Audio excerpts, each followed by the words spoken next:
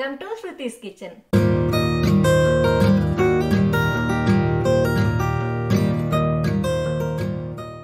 ಇವತ್ತು ನಾನು north Indian famous recipe ಆದಂತಹ ಬಟರ್ ಚಿಕನ್ ಹೇಗೆ ಮಾಡೋದಂತ ತೋರಿಸ್ಕೊಡ್ತೀನಿ. ಇದು ನಾರ್ತ್ ಇಂಡಿಯನ್ ರೆಸಿಪಿ ಆದ್ರೂ ಕೂಡ ಇದು ಎಲ್ಲಾ ಕಡೆ ಕೂಡ ಫೇಮಸ್ ಆದ ರೆಸಿಪಿ ಆಗಿದೆ. ಸಾಧಾರಣ ನಾವು ರೆಸ್ಟೋರೆಂಟ್ ಅಲ್ಲೆಲ್ಲ ಹೋದ್ರೆ ಈ ರೆಸಿಪಿಯನ್ನು ಒಂದಲ್ಲ ಒಂದ್ಸಾರಿ ನಾವು ಆರ್ಡರ್ ಮಾಡಿರ್ತೇವೆ. ಸೊ ಈ ರೆಸಿಪಿಯನ್ನು ನಮ್ಗೆ ರೆಸ್ಟೋರೆಂಟ್ ಅಲ್ಲಿ ಸಿಗುವಂತಹ ಅದೇ ಟೇಸ್ಟ್ ಅಲ್ಲಿ ಹೇಗೆ ಮಾಡೋದಂತ ನಿಮ್ಗೆ ತೋರಿಸಿಕೊಡ್ತಾ ಇದ್ದೇನೆ. ಅರ್ಧ ಕೆಜಿ ಆಗುವಷ್ಟು ಬೋನ್ಲೆಸ್ ಚಿಕನ್ ಅನ್ನು ತಗೊಂಡಿದ್ದೇನೆ. ನಮ್ಗೆ ಬೋನ್ಲೆಸ್ ಚಿಕನ್ ಬೇಕಂತ ಇಲ್ಲ, ವಿತ್ ಬೋನ್ ಕೂಡ ಆಗಬಹುದು. ಬೋನ್ಲೆಸ್ ಚಿಕನ್ ಆದ್ರೆ ಒಳ್ಳೇದು. ಇನ್ನು ನಾವು ಇದನ್ನು ಮ್ಯಾರಿನೇಟ್ ಮಾಡುವ. ಮೊದಲಿಗೆ ನಾನು 1.5 ಟೇಬಲ್ ಸ್ಪೂನ್ ಆಗುವಷ್ಟು ಜಿಂಜರ್ ಗಾರ್ಲಿಕ್ ಪೇಸ್ಟ್ ಹಾಕ್ತಾ ಇದ್ದೇನೆ.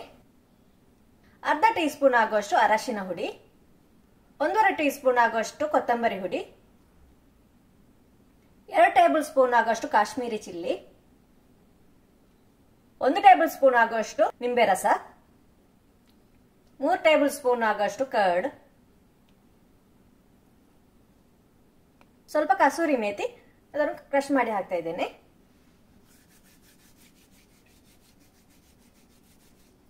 ಇನ್ನು ರುಚಿಗೆ ತಕ್ಕಷ್ಟು ಉಪ್ಪು. ಇನ್ನು ನಾವು ಇದನ್ನು ಚೆನ್ನಾಗಿ ಮಿಕ್ಸ್ ಮಾಡುವ.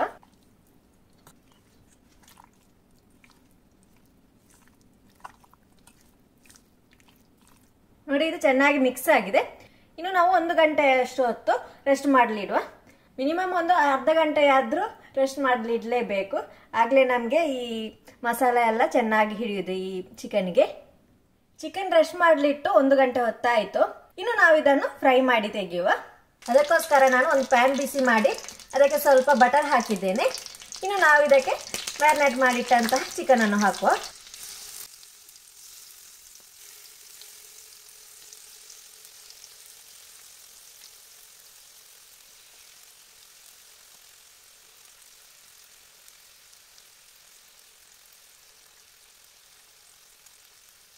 ಚಿಕನ್ ಡೀಪ್ ಫ್ರೈ ಆಗುದು ಬೇಡ, ಸಾಧಾರಣ ನಮಗೆ ಬೆಂದು ಸಿಕ್ಕಿದ್ರೆ ಸಾಕು.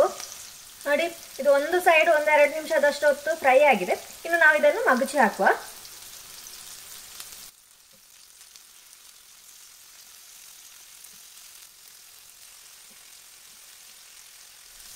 ನೋಡಿ, ಚಿಕನ್ 2 ಸೈಡ್ ಕೂಡ ಚೆನ್ನಾಗಿ ಬೆಂದಿದೆ. ಇನ್ನು ನಾವು ಇದನ್ನು ಒಂದು ಬೌಲಿಗೆ ಶಿಫ್ಟ್ ಮಾಡುವ.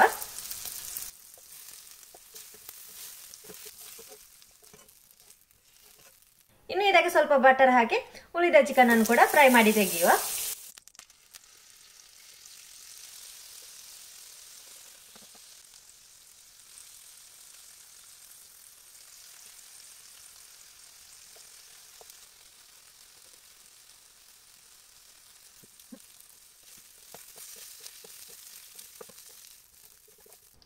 ನಾನು ಅದೇ ಪ್ಯಾನಿಗೆ ಸ್ವಲ್ಪ ಬಟರ್ ಹಾಕಿದ್ದೇನೆ. ಇದರಲ್ಲಿ ನಾವು ಮಸಾಲೆಗೆ ರೆಡಿ ಮಾಡುವ. ಅದಕ್ಕಾಗಿ ನಾನು 1.5 ಮೀಡಿಯಂ ಸೈಜಿನ ಈರುಳ್ಳಿಯನ್ನು ತಗೊಂಡಿದ್ದೇನೆ. 2 ಕಾಯಿ ಮೆಣಸು, ಅದನ್ನು ಕೂಡ ಸಣ್ಣದಾಗಿ ಕಟ್ ಮಾಡಿ ಇಟ್ಕೊಂಡಿದ್ದೇನೆ.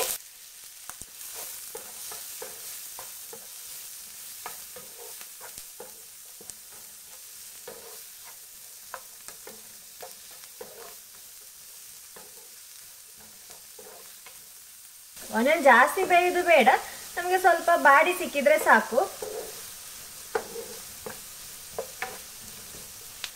ಇದಕ್ಕೆ ನಾನು ಸ್ವಲ್ಪ ಉಪ್ಪು ಹಾಕ್ತಾ ಇದ್ದೇನೆ.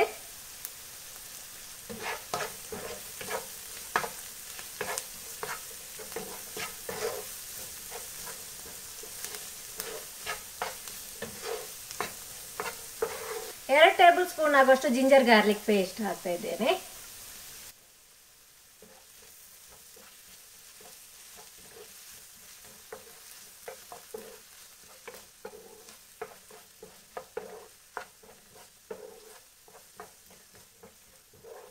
ಇನ್ನು ಇದಕ್ಕೆ ನಾನು 3 ಮೀಡಿಯಂ ಸೈಜಿನ ಟೊಮೆಟೊ ಕಟ್ ಮಾಡಿ ಇಟ್ಟದ್ದು ಹಾಕ್ತಾ ಇದ್ದೇನೆ.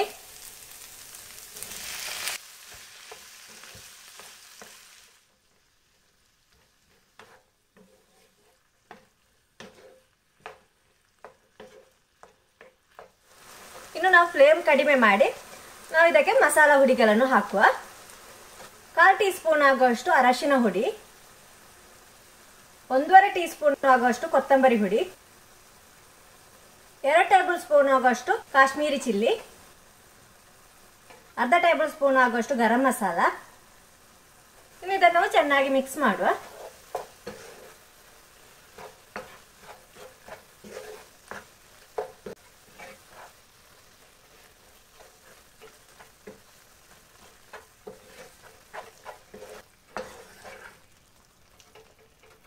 ಇನ್ನು ನಾನು ಇದಕ್ಕೆ 1 ಕಪ್ ಆಗುವಷ್ಟು ನೀರು ಹಾಕ್ತಾ ಇದ್ದೇನೆ. ಇನ್ನು ಇದಕ್ಕೆ ನಾನು ಒಂದು 20 ಗೋಡಂಬಿ ಹಾಕ್ತಾ ಇದ್ದೇನೆ.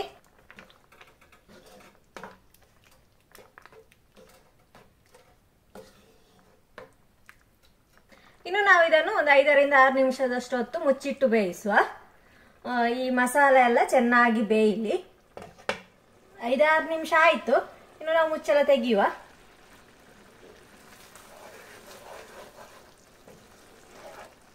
ಚೆನ್ನಾಗಿ ಬೆಂದಿದೆ. ಇನ್ನು ಫ್ಲೇಮ್ ಆಫ್ ಮಾಡಿ ಸ್ವಲ್ಪ ಹೊತ್ತು ತಣ್ಣಗಾಗಲಿಡುವ. ಆಮೇಲೆ ಇದನ್ನು ನಾವು ರುಬ್ಬಿ ತೆಗೆಯುವ. ನೋಡಿ, ತಣಿದ ಮಸಾಲವನ್ನು ನಾನು ನೈಸಾಗಿ ಪೇಸ್ಟ್ ಮಾಡಿ ತೆಗೆದಿದ್ದೇನೆ. ಇನ್ನು ನಾನು ಪಾತ್ರ ಬಿಸಿ ಮಾಡಲಿಟ್ಟು ಅದಕ್ಕೆ ಈ ಮಸಾಲವನ್ನು ಹಾಕ್ತಾ ಇದ್ದೇನೆ. ಮಸಾಲ ರುಬ್ಬಿದ ಜಾರಿಗೆ ಸ್ವಲ್ಪ ನೀರು ಹಾಕಿ ಅದಕ್ಕೆ ಹಾಕ್ತಾ ಇದ್ದೇನೆ.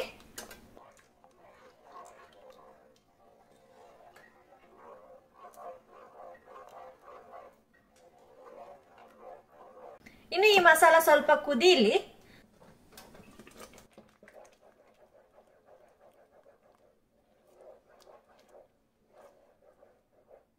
ಉಪ್ಪು ನೋಡಿ ಕಡಿಮೆ ಇದ್ರೆ ಸ್ವಲ್ಪ ಹಾಕಿ.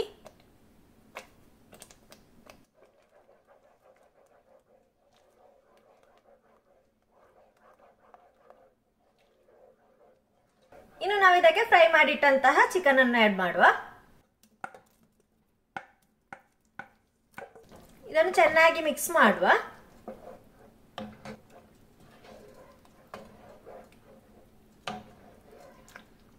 ಇನ್ನು ಸ್ವಲ್ಪ ಹೊತ್ತು ಮುಚ್ಚಿಟ್ಟು ಬೇಯಿಸುವ ನಾವು ಇದನ್ನು.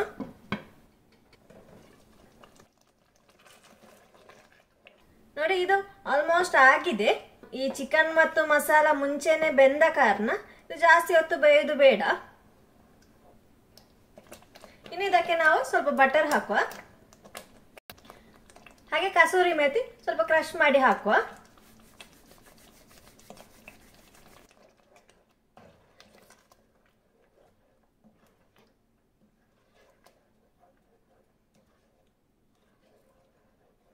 ಕೊನೆಯದಾಗಿ ಇದಕ್ಕೆ 1 ಕಪ್ ಆಗುವಷ್ಟು ಫ್ರೆಶ್ ಕ್ರೀಮ್ ಹಾಕುವ.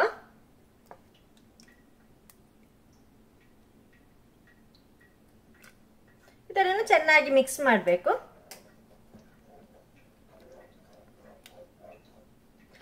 ಆಲ್ರೆಡಿ ಈ ಗ್ರೇವಿ ಸ್ವಲ್ಪ ಸಿಹಿ ಇರ್ತದೆ. ನಿಮಗೆ ಜಾಸ್ತಿ ಸಿಹಿ ಬೇಕಿದ್ರೆ ಹನಿ ಅಥವಾ ಶುಗರ್ ಆಡ್ ಮಾಡಬಹುದು.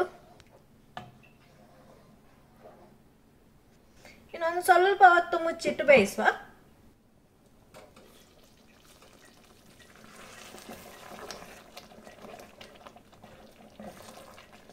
ನೋಡಿ, ಬಟರ್ ಚಿಕನ್ ರೆಡಿ ಆಗಿದೆ.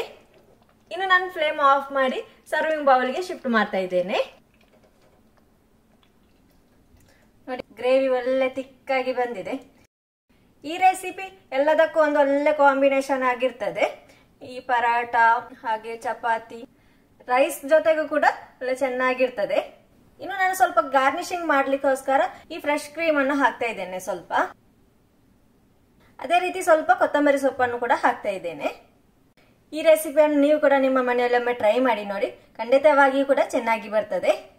ಸೊ ಫ್ರೆಂಡ್ಸ್, ಇವತ್ತಿನ ವಿಡಿಯೋ ನಿಮ್ಗೆ ಇಷ್ಟವಾದಲ್ಲಿ ಲೈಕ್ ಮಾಡಿ, ಶೇರ್ ಮಾಡಿ. ಅದೇ ರೀತಿ ನಿಮ್ಮ ಅನಿಸಿಕೆಗಳನ್ನು ಕಮೆಂಟ್ ಮೂಲಕ ತಿಳಿಸಿ. ನನ್ನ ಮುಂದಿನ ವಿಡಿಯೋಗಳನ್ನು ನೀವು ನೋಡಲು ಇಚ್ಛಿಸುವಲ್ಲಿ ಸಬ್ಸ್ಕ್ರೈಬ್ ಮಾಡಲು ಮರೆಯದಿರಿ. ಇನ್ನೊಂದು ವಿಡಿಯೋದಲ್ಲಿ ಮತ್ತೊಂದು ರೆಸಿಪಿಯೊಂದಿಗೆ ಬರುವವರೆಗೆ be happy, be healthy, take care, by.